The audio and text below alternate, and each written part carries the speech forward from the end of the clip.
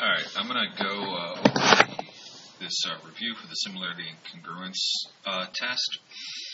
I think I'll split it up into 4 videos, so I'll do the first page in this video. That's questions 1 through 3.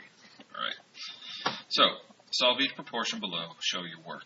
So solve proportion, I'm going to cross multiply, so that means that 18 times 88 is going to equal 36 times y plus 18. Remember, put y plus 18 in parentheses because you're multiplying by this whole quantity here. And then you're going to have to distribute over there. So 18 times 88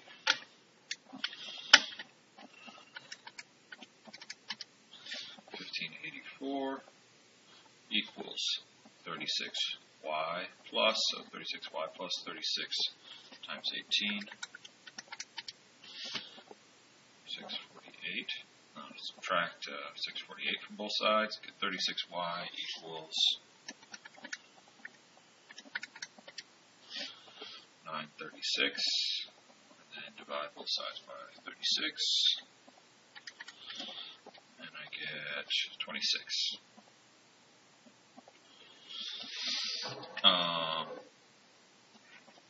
To check my work, if I wanted to, I could just say, well, 18 divided by 36, sorry, not 36, 26, plus 18.409, 36 divided by 88.40. So, works out to be the same in both cases. That's good. That's what I want. Okay, cross multiply again. So I've got 5 times 3x plus 4 equals 5 times 2x minus 5. Distribute on both sides, 15x plus 20 equals 10x minus 25. Get my x's onto this side, so subtract 10x from both sides. 5x plus 20 equals negative 25. That's a 5 here. And then subtract 20 from both sides. So I get 5x equals negative 45, and then divide both sides by 5, and I get x equals negative 9. If you want to check it, plug it in. I'll let you do that over here. Just plug in negative 9 for x, and then the left side should equal the right side. Okay, this one. T, so you're going to cross multiply. So you get t times t equals 8 times 32. T times t, remember, is t squared. 8 times 32 is 256.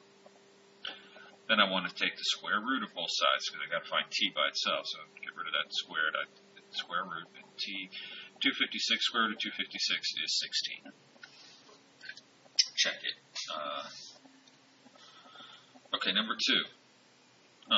The two triangles are similar. Write 3 ratios that are equal based on this picture, and then solve for the variable b.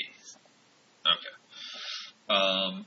Well, if they're similar, then the sides are all going to be proportional. That means that 6 over b, the short side here and the short side here, is going to equal the middle side, so 8 over 52. That's going to equal 10 over 65. So that's our proportion statement. The proportion statement is an equality of 3 ratios. So this ratio, this ratio, this ratio are all equal. To solve for b, I just need one of these ratios because these two are equal. It doesn't matter which one I use. I'll use this one. And I will just cross multiply. 6 times 52 equals 8 times b. Just like we did in the first problem. 6 times 52 is 312. That equals 8b, and then divide both sides by 8. And I get 39. So b equals 39. And I can plug that back in and check it to make sure that works. Question 3. Segments DE and BC are parallel in the image below. Complete the 2-column proof that triangle ADE is similar to triangle ABC. Okay, so fill in the blank proof. DE, it says, is parallel to BC. What does that tell me? It tells me that if I have two parallel lines and then I have a transversal here, whenever you see the parallel lines, look for the transversal. Okay, here's my parallel lines, here's my transversal. That means that these two angles, their corresponding angles, both small, right, are going to be congruent.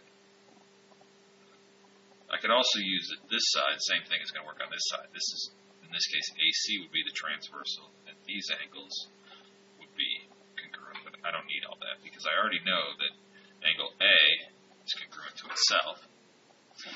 So angle A is congruent to itself. That's reflexive. A reflexive property. Right. BE is parallel to DC. I know that because it's given. And what do I get from that? Well, I get from the fact that DE is parallel to BC that these two angles are congruent.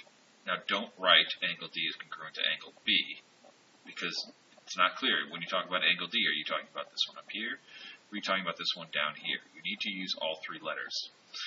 Angle ADE, remember we name the angle, we go around the angle, the vertex will be in the middle.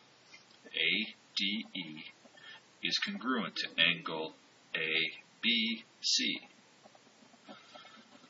And that's corresponding angles are congruent, or as we've been calling it, like the small angles are congruent. Okay, and from that we get that triangle PRS is similar to triangle QRS. How do we know that? Well, what did we use? We used one pair of angles here, right? We used another pair of angles here, so we're using angle similarity there.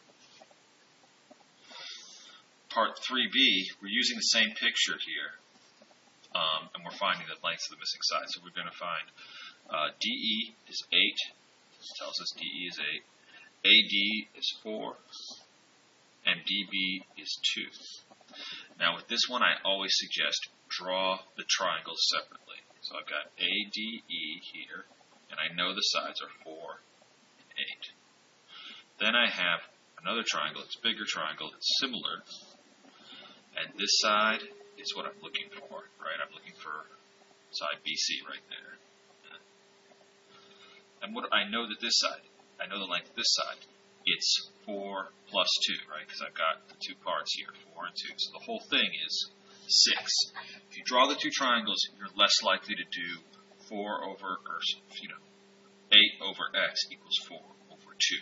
That's what people will do all the time when they don't draw the separate triangles. If you draw the separate triangles, you'll do 8 over x equals 4 over 6, right? The whole side there.